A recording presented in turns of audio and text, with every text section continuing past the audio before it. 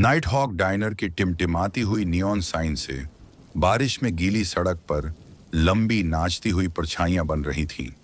अंदर detective miles Corbin अपनी ठंडी होती हुई कॉफी पी रहा था, जिसका कड़वा स्वाद उसके मूड से पूरी तरह मेल खा रहा था।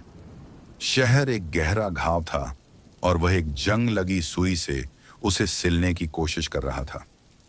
3 हफ्तों में 3 औरतें, जिनकी उम्र 20 के शुरुआती दशक में थीं, गायब हो गई थीं। जबरदस्ती घर में घुसने का कोई सबूत नहीं था, फिरौती के लिए कोई नोट नहीं था, बस उनकी जिंदगी से जुड़ी एक भयानक चुप्पी थी। मीडिया में खलबली मच गई थी। सब उस गुमनाम किडनैपर को शैडो मैन कह रहे थे, लेकिन माइल्स जानता था कि किडनैपर कोई भूत नहीं था। वह एक बहुत ही चालाक शिकारी था। उसके पास सिर्फ एक ही उम्मीद की किरण थी। एक गैस स्टेशन के धुंधले सीसीटीवी फुटेज में आखिरी अपहरण से 1 हफ्ता पहले एक काले रंग की हुडी में एक शख्स दिखा था। लेकिन इससे भी जरूरी बात यह थी कि उसकी उंगली में एक खास पुरानी चांदी की अंगूठी चमक रही थी।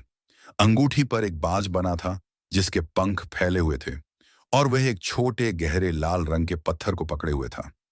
माइल्स ने 3 दिन तक पुरानी चीजों की दुकानों और ज्वेलरी की दुकानों के रिकॉर्ड खंगाले। उसकी तलाश उसे एक छोटी धूल भरी दुकान तक ले गई, जिसका मालिक एक बूढ़ा, हमेशा शक करने वाला आदमी था। उस आदमी को वह अंगूठी याद थी जो बरसों पहले खास ऑर्डर पर बनाई गई थी। और खरीदने वाला कौन था? एक शांत, साधारण सा दिखने वाला आदमी जिसका नाम आर्थर फिंच था। फिंच शहर के बाहरी इलाके में एक जर्जर मकान में रहता था, जिसके सामने का बरामदा जंगली घास से ढका हुआ था। जब माइल्स की गश्ती कार बजरी वाली सड़क पर सरक रही थी, उसके मन में एक बेचैनी होने लगी। घर बहुत शांत था, बहुत स्थिर। वह सामने के दरवाजे तक गया, जिसका पेंट उखड़ रहा था और लकड़ी सड़ रही थी, और उसने दस्तक दी।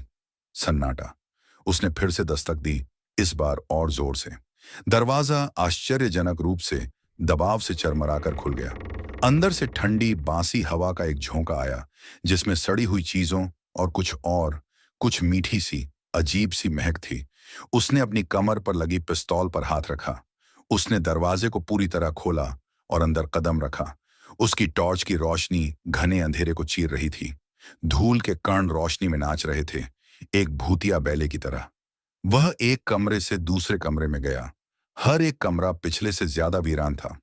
उसे कुछ नहीं मिला, फिर भी उसे ऐसा लग रहा था कि कोई उसे देख रहा है। फिर उसने वह देखा। बैठक के कोने में एक छोटी, अव्यवस्थित मेज पर चांदी की एक चमक, वह बाज वाली अंगूठी। उसने उसे उठाया। धातु उसकी त्वचा पर ठंडी थी।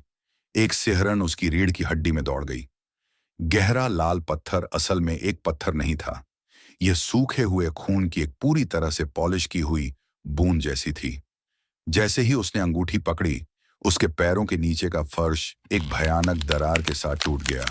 वह गिर गया, एक अंधेरे, मिट्टी के तहखाने में जा गिरा। उसकी टॉर्च दूर जा गिरी और वह पूरी तरह से अंधेरे में डूब गया।